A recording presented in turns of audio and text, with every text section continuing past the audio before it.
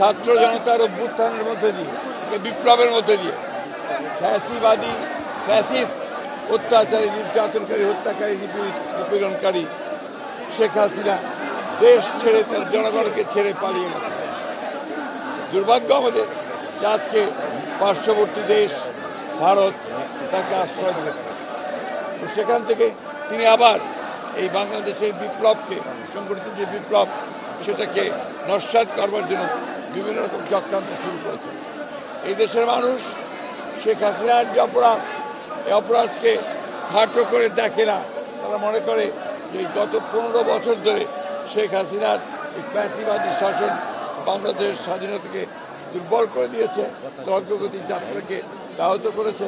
আমরা দেখছেন তার শাসনামলে এই জাতিকে সে 18 লাখ কোটি টাকা ঋণে আবদ্ধ করে গেছে। পাচার হয়ে গেছে প্রায় $100 বিলিয়ন। সেই জাতিকে দুঃশাসন এবং সমস্ত কিছু ইনস্টিটিউশন প্রতিষ্ঠানগুলোকে ভেঙে দিয়েছে। সেই ব্যক্তিকে আজকে এইভাবে ভারতে আশ্রয় দিয়ে ভারত তার যে কমিটমেন্ট টুয়ার্ডস ডেমোক্রেসি, এটা ভারত রক্ষা করেছে বলে মনে হয় না।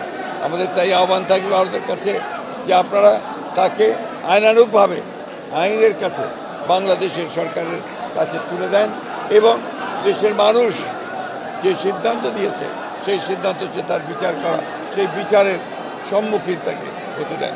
একই সঙ্গে আপনি আরেকটা প্রশ্ন করেছেন,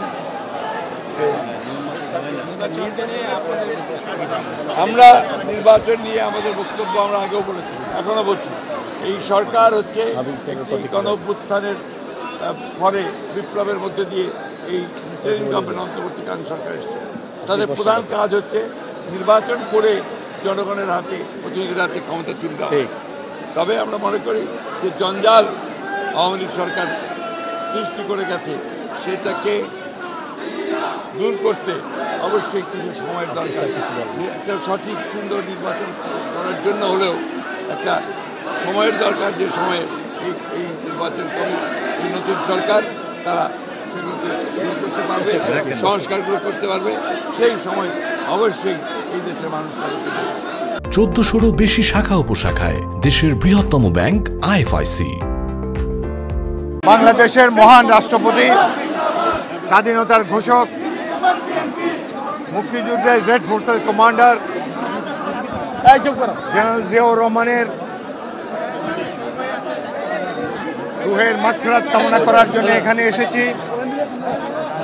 তিনি বাংলাদেশের এক বিরল ব্যক্তিত্ব, রাষ্ট্র ক্ষমতায় অধিষ্ঠিত থাকার পরও যাকে দুর্নীতি কখনো স্পর্শ করতে পারে নাই।